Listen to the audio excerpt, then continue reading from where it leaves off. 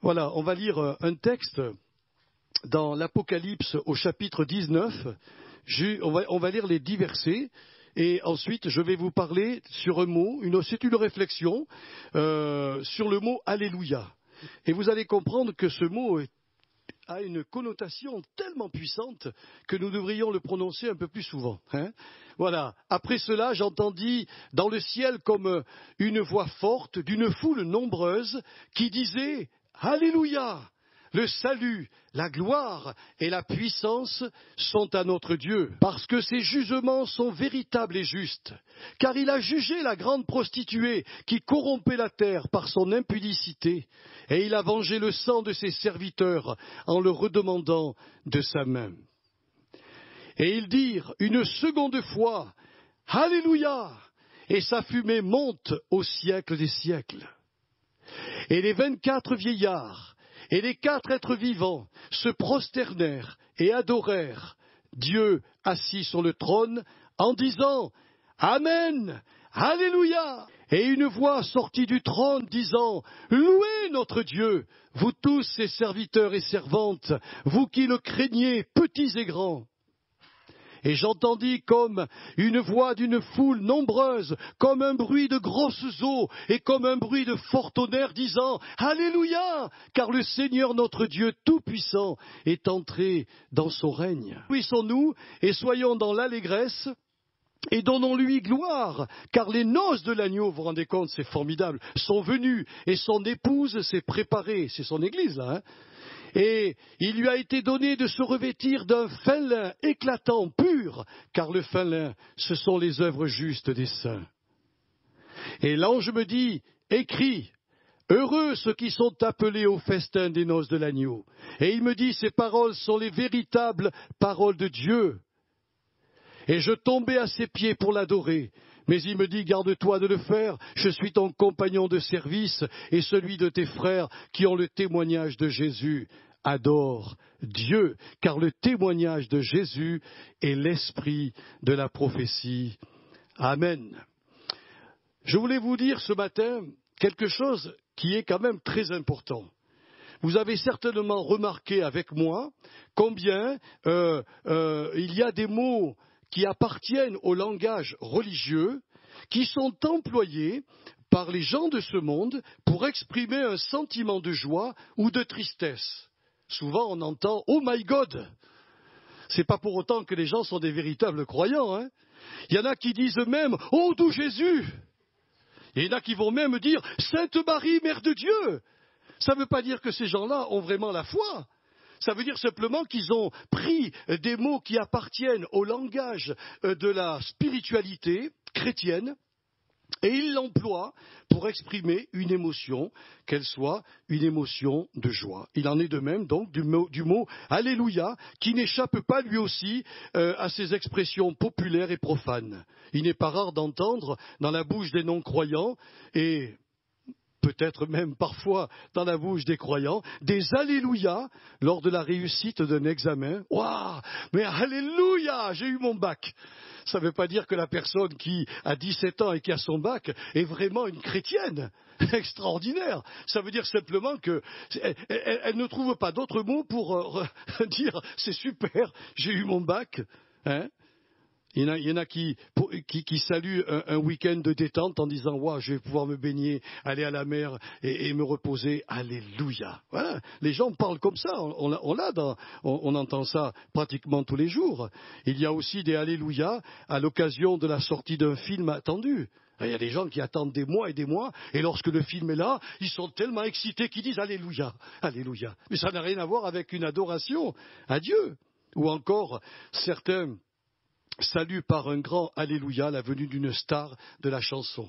Pas plus tard que hier, on a entendu certainement dans la foule, j'étais pas là pour écouter tout le monde, mais on a présenté un joueur, une star de football, et certainement qu'il y a des gens qui sont tellement dans l'excitation qu'ils ont dû lâcher des mots qui appartiennent au langage chrétien pour simplement exprimer vraiment leur joie et leur bonheur. Mais voyez-vous, de tels propos prononcés par des personnes, la plupart athées, ne glorifient pas le Dieu de la Bible. Car ce mot, nous l'avons lu ensemble, appartient aux élus du Seigneur Jésus-Christ. Si vous prenez une concordance, vous verrez que dans le chapitre 19 de l'Apocalypse, je crois que c'est 4 ou 5 fois qu'il est employé Alléluia. Il n'y a aucun Alléluia dans le Nouveau Testament. Aucun Alléluia. Il se trouve dans l'Apocalypse. Parce que c'est le langage intime, personnel, relationnel entre le Dieu que j'ai rencontré, qui m'a sauvé, qui m'a libéré. C'est ce cri de victoire, parce que je vais vous montrer ce que veut dire Alléluia. C'est un cri de victoire qui fait trembler le diable, qui fait trembler l'adversaire, et qui rend un hommage à notre Dieu. Qui élève l'hommage la plus merveilleuse. Si vous n'avez pas d'autres mots à dire à Dieu, dites Alléluia une fois que vous aurez compris la signification. Dites Alléluia. Et là, vous glorifierez vraiment le Seigneur. Voyez-vous, frères et sœurs, les élus qui vont dire, et on fera partie de ces élus dans le ciel, puisque c'est une prophétie, c'est une révélation de ce qui va se passer, eh bien, à la dernière phase finale du salut et à l'intronisation du Fils de Dieu comme étant le mari, l'époux de l'épouse qui est son Église, il y aura des cris d'Alléluia par une foule qu'on ne pourra pas dénombrer. Il n'y aura pas une grande louange, mais il y aura Alléluia. Et quand ce Alléluia sera prononcé par cette foule immense, ça atteindra le cœur de Dieu. C'est le mot le plus beau, le plus merveilleux, c'est la louange la plus extraordinaire, c'est la phrase, le mot le plus court que l'on peut adresser à notre Dieu, mais qui résume vraiment toute la gloire que mérite notre Père Céleste. Alors voyez-vous le mot Alléluia, et je vais vous le développer, mais il fait partie des 5 mots de la langue hébraïque qui n'ont pas été traduits en grec. Abba, Amen, Hosanna, Maranatha, Alléluia, n'ont jamais été traduits en grec. Pourquoi? Parce que je pense que les auteurs ont voulu garder ces 5 mots dans leur langue originelle ou primitive. Ils ont voulu conserver cela. C'est étonnant, hein, parce que la Bible des Septante, qui a été traduite donc de l'hébreu en grec, eh bien ces mots restent dans le langage hébraïque. 5 mots, comme les 5 doigts de la main, qui sont là, mais qui sont porteurs d'une telle puissance extraordinaire. Alors, Alléluia se compose du verbe Hillel, qui signifie louer, et du suffixe Ya, qui est une abréviation du tétragramme hébreu Yahvé, donc c'est un nom imprononçable, mais c'est le nom le plus saint, le plus glorieux du Seigneur, que les Juifs d'ailleurs n'osaient même pas prononcer, lui préférant le terme Adonai. Chaque fois que les Juifs ou que les traducteurs de la Bible écrivaient le nom du Seigneur, d'abord ils se lavaient les mains, c'était un nom tellement saint, ils ne pouvaient pas le traduire, ils ont mis Adonai, c'est-à-dire loué soit le Seigneur, l'Éternel, le Tout-Puissant. Ils ne pouvaient pas prononcer ce nom, c'est le nom le plus sacré, le plus glorieux de Dieu, et nous il nous est permis de le dire. Vous vous rendez compte? C'est extraordinaire. Alors, Alléluia signifie littéralement louer Yah, c'est-à-dire louer l'Éternel, le Dieu trine, unique en sainteté et en puissance, le seul créateur de tout ce qui existe, celui qui n'a ni commencement ni fin, qui était, qui est et qui vient, le Je suis tout-puissant qui s'est révélé à Moïse. Quand vous dites Alléluia, vous prononcez ce nom-là. Vous reconnaissez que Dieu est trine, il est 3 personnes en une. Vous reconnaissez qu'il est l'unique, il le disait à Israël, je suis un Dieu unique. Hors moi, il n'y a pas d'autre Dieu. Voilà comment les Juifs entament leur rencontre dans les synagogues. Ô Éternel, tu es le Dieu unique. Et il est unique, il n'y a pas d'autre Dieu que Dieu. Quand vous prononcez Alléluia, mes frères et sœurs, vous reconnaissez qu'il est le seul créateur de tout ce qui existe, le seul qui maintient tout par sa parole puissante, celui qui n'a ni commencement ni fin. Ah oui, le Je suis qui s'est révélé à Moïse. Quel est ton nom? Me demanderont les Israélites quand je vais aller les voir. Tu leur diras, Je suis m'a envoyé vers vous. Et il a employé un mot, c'est le tétragramme, imprononçable, il y a le verbe être à l'intérieur. Dieu est, point à la ligne. Il est tout, il était suffisant lui-même. Je vais vous dire une chose, je l'ai déjà dit en prédication, mais vous devez le savoir. Notre présence ici, aujourd'hui, dans une église, est une grâce de Dieu. Dieu n'avait pas besoin de créer l'humanité. Il était suffisant en lui-même. Il aimait son Fils l'aimait, l'Esprit Saint aimait le Fils et aimait le Père. Dans la Trinité, c'est une danse perpétuelle d'amour, de don envers l'autre, de prendre soin de l'autre. Il n'avait absolument pas besoin de nous. S'il nous a créés, c'est parce qu'il veut nous faire entrer dans cette dimension relationnelle avec lui, éternelle et extraordinaire. On aura une relation avec Dieu qu'on ne connaît pas aujourd'hui. Mais déjà, par anticipation, dire Alléluia, c'est vraiment un mot formidable. Alors voilà en substance ce que renferme ce mot exceptionnel que les Juifs prononçaient les jours de sabbat et les jours de fête à la lecture du psaume 136. Si donc ce mot d'une valeur sans pareille était confessé dans le Premier Testament par tous les croyants juifs, alors à plus forte raison, doit-il être prononcé par la bouche des croyants du Second Testament? Frères et sœurs, c'est important ce que je vous dis. Vous devez être attentifs vraiment à mes paroles. Parce que le Seigneur vous demandera compte de ce que vous aurez fait des paroles que vous aurez entendues. Parce qu'il parle, il nous interpelle, il nous dit « Tu veux me glorifier ?» La réponse de tous les chrétiens, c'est « Oui, oui, Seigneur, je veux te glorifier. Alors utilise mon nom. » Et en utilisant mon nom, tâche que ton comportement, tes pensées, tes paroles soient adaptés à ce merveilleux nom que tu vas prononcer. Alors Alléluia fait partie intégrante des louanges adressées à Dieu. Voilà. Nous devrions, dans nos cultes chrétiens, vraiment prononcer des Alléluia ou louer l'Éternel. On ne va pas forcément le dire Alléluia, mais je voulais vous montrer la connotation merveilleuse de ce mot. Savez-vous que les 2/3 des Alléluia qui sont contenus dans l'Ancien Testament, eh bien, sont concentrés dans le livre des psaumes. Ah oui, aussi surprenant que ça puisse paraître, les 2/3 des Alléluia de tous les livres de l'Ancien Testament sont concentrés eh bien, dans le livre des psaumes. Ceci nous montre que les Juifs pieux entretenaient avec leur Dieu à la fois une louange au Seigneur, mais surtout un dialogue d'amour. Un dialogue d'amour. Lorsqu'ils se retrouvaient ensemble dans le temple, ils louaient Dieu par le chant et la musique, pour sa glorieuse personne, pour sa sainteté incomparable, pour ses hauts faits, pour sa puissance inégalable, pour ses interventions miraculeuses, pour ses nombreux bienfaits, mais aussi pour sa tendresse, son amour, sa patience et sa grande miséricorde. Pour ce faire, le roi David avait formé une chorale de plus de 5000 hommes afin d'aider le peuple à s'écrier « Alléluia, loué soit l'Éternel ». Loué soit le Dieu Trine. Vous vous rendez compte? J'imagine, moi un jour, un frère m'a fait écouter, je crois que c'était un 33 tours, des louanges donc faits par les Juifs, et ils avaient recréé une chorale de 5000 hommes, et ils ont chanté des psaumes. Mes frères et sœurs, vous avez les poils qui s'hérissent sur votre chair. Vous êtes transportés en écoutant ces psaumes de louange à Dieu. Vous êtes même, je dirais, élevés. C'est comme si le plus timide était en train de s'ouvrir devant le Seigneur. Et David avait compris que pour entraîner le peuple, il fallait avoir une belle chorale de gens convaincus qui sont remplis de la sainteté du Seigneur et de son esprit pour entraîner le peuple de Dieu à louer l'Éternel et à dire Alléluia.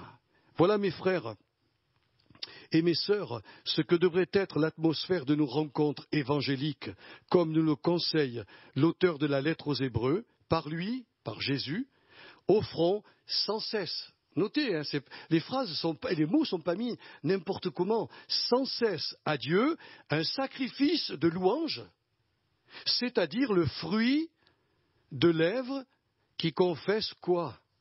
Son nom, c'est-à-dire Yah, le nom le plus sacré de Dieu.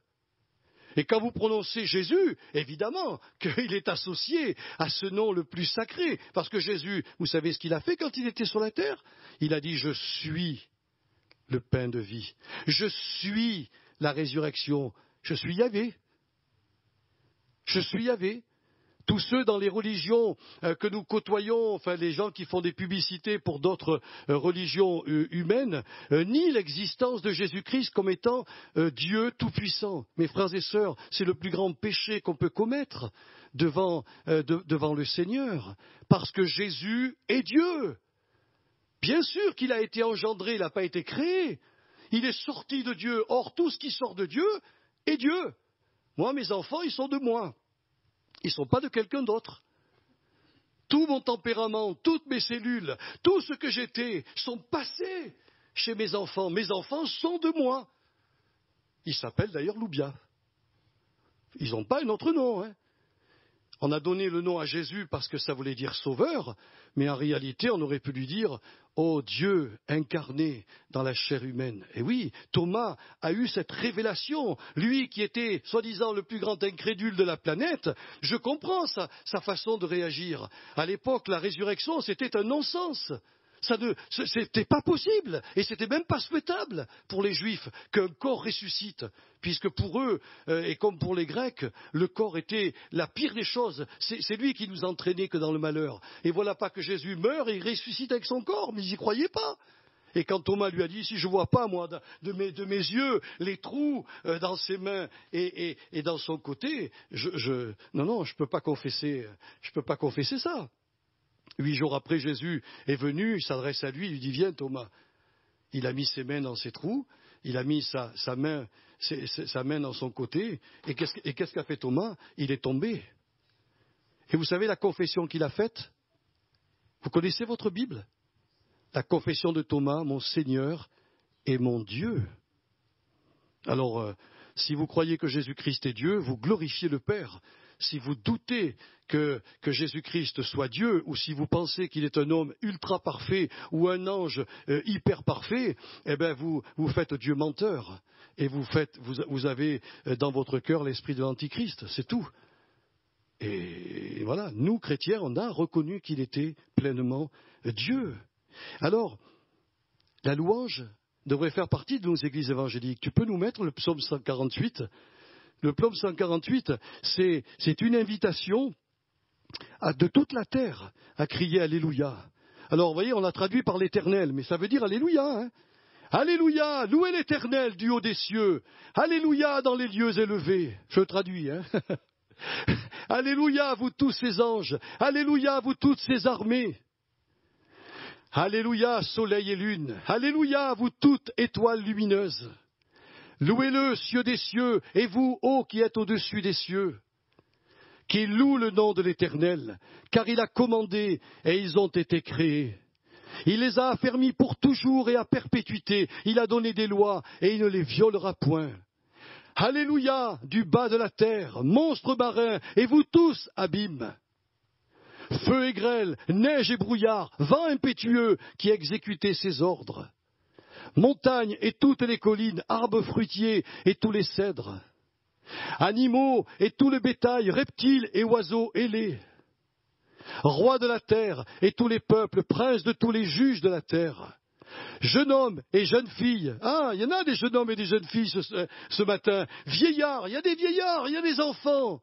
Qu'est-ce qu'il est dit? Qu'il loue le nom de l'Éternel, car son nom seul est élevé. Sa majesté est au-dessus de la terre et des cieux. Il a relevé la force de son peuple, sujet de louange pour tous ses fidèles, pour les enfants d'Israël, du peuple qui est près de lui. Alléluia. Alléluia. Voilà l'invitation que nous adresse ce psaume 148. Vous vous rendez compte de ce que nous venons de lire? Le soleil, la lune, les étoiles, les collines, les montagnes, l'eau, le feu, la grêle, la neige, le brouillard, le vent, la tempête, les arbres à feuilles et les fruits, les animaux domestiques et les bêtes sauvages, les reptiles, les oiseaux, les rois des nations, les peuples, les hauts dignitaires, les juges, les enfants, les adolescents, les adultes et les vieillards, tous sont invités à faire monter vers le Tout-Puissant qui leur a permis d'exister des alléluia cosmiques. Moi, j'ai pris un jour mon arbre dans le jardin. Il ne me donnait pas de fruits. Je l'ai pris dans mes bras. Je lui ai dit, mais tu es un arbre vivant. Pourquoi tu ne me donnes pas de fruits? Je lui ai dit, si, je ne veux pas te couper, mais j'aimerais tellement que tu me donnes, c'est un noyer. J'ai dit tellement que tu me donnes 2 noix, je t'en supplie, je te bénis au nom de Jésus. Mais j'aimerais que toi et moi, on puisse louer le Seigneur. L'année d'après, il m'a donné des noix. Il ne m'en a pas donné beaucoup, il m'a donné 5. Mais 5 noix, c'était déjà les préludes d'une grande récolte. Hein? Mais les arbres, la Bible nous dit, les arbres tendent vers l'Éternel et soupirent après l'Éternel. Vous vous rendez compte que la nature est en train de prier Dieu, de lui dire quand est-ce que tu vas apporter la révélation des enfants de Dieu, c'est-à-dire des chrétiens? Parce que le jour où on sera glorifié, la nature va reprendre son état premier. C'est extraordinaire. Eh oui, mes frères et sœurs. Si donc les païens sont inexcusables de ne pas ouvrir leur bouche pour louer leur Créateur, devant l'évidence, devant les preuves, devant les évidences glorieuses de la puissance divine, il est inconcevable que ceux et celles qui sont devenus par la nouvelle naissance des authentiques enfants de Dieu ne prononcent pas ou prononcent très peu des Alléluia à leur Seigneur. Ils devraient le faire pour la simple et bonne raison que ce n'est pas leur intelligence simplement qui a été transformée, mais c'est le cœur. Or, il y a un passage dans la Bible qui est très clair, c'est de l'abondance. C'est de l'abondance du cœur, voilà, que la bouche parle. Un cœur qui n'est pas rempli du Saint-Esprit, la bouche ne parlera pas.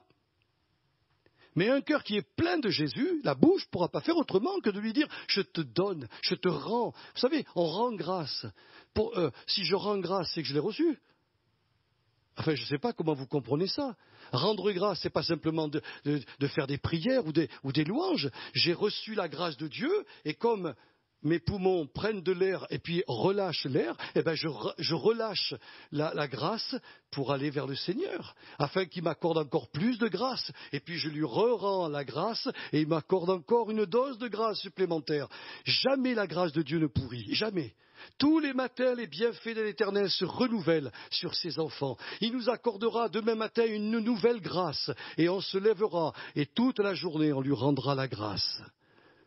C'est comme ça que je conçois l'adoration, mes frères et mes sœurs.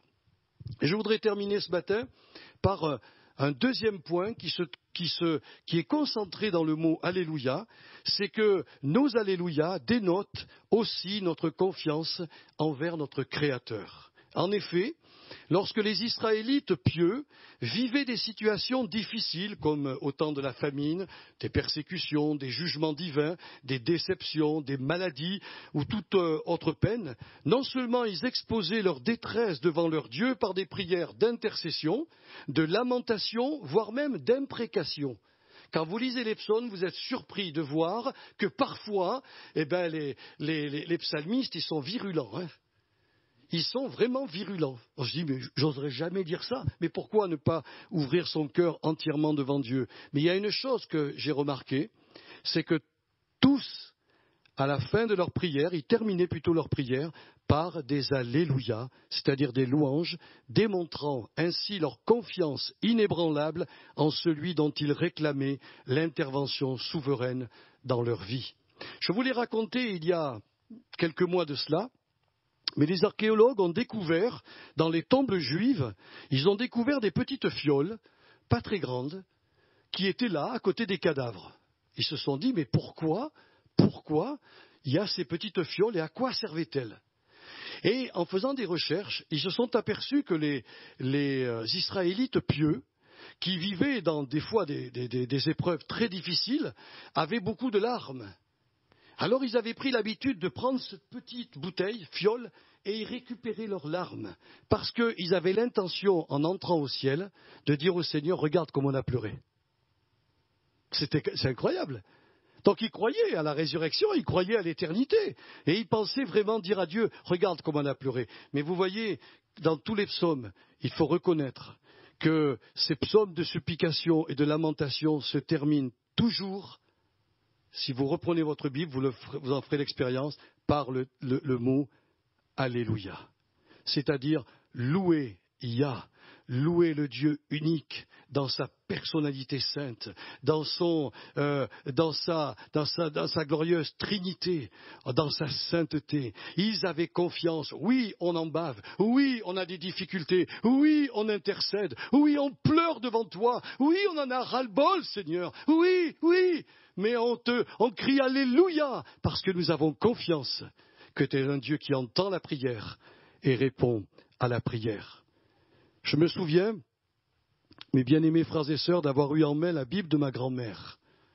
Et chose étonnante, le livre qui était le plus usé était celui des psaumes. Quelle en était la raison? Les psaumes devaient certainement l'aider à louer son Dieu en toutes circonstances, mais il lui procurait aussi le réconfort qu'elle avait besoin au sein de ses souffrances, de ses épreuves, de ses oppressions et de ses nombreuses déceptions. Ma grand-mère était une femme de l'assistance publique et elle a épousé mon grand-père qui était un homme très beau. Mais sa beauté a fait que, ma grand-mère a eu quand même une vie difficile, très difficile. Et elle souffrait, elle pleurait, souvent.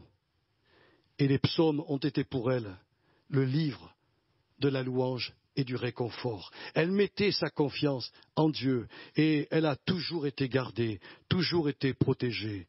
Ma maman et ma grand-mère ont fait partie des premières personnes qui se sont converties dans la région tout au moins à Périgueux.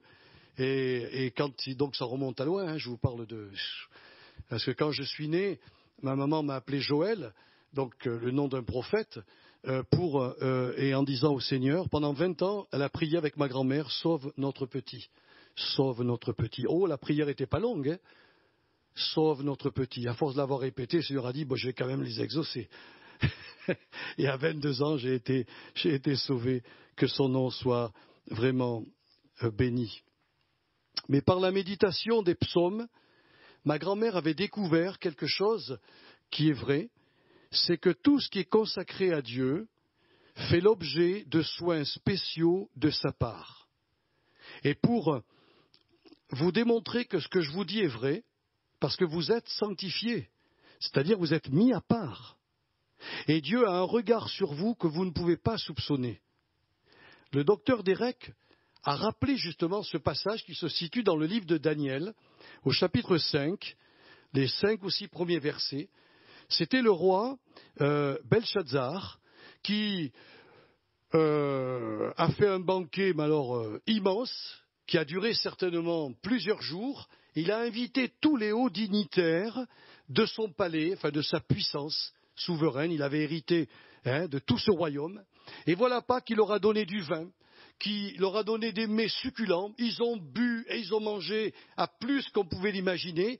Et puis, Belshazzar a fait quelque chose d'horrible. Il a dit, mon père est rentré de Jérusalem un jour et il a ramené tous les ustensiles du temple des Juifs.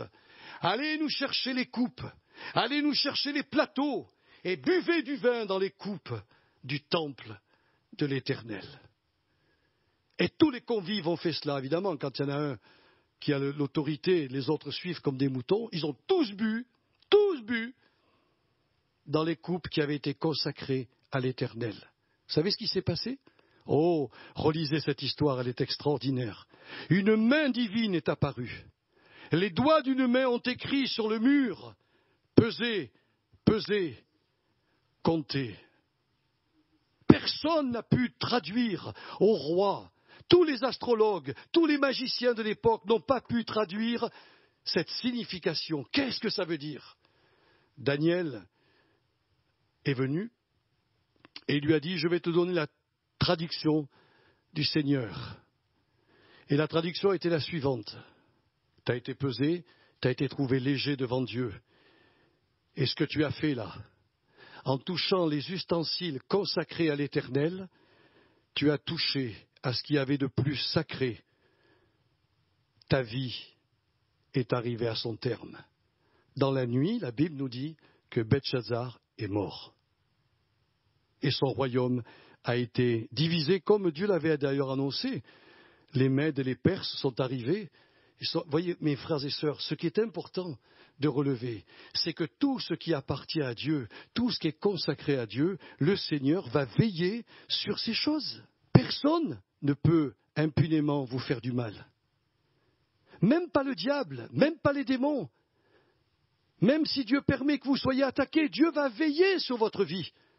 Il vous sortira de vos ennuis, il vous sortira de vos douleurs, il vous sortira de vos chagrins, il vous sortira de vos oppressions pour la simple et bonne raison. C'est que s'il a fait cette chose-là auprès d'ustensiles matériels, nous valons beaucoup plus que des coupes et que des plats en or.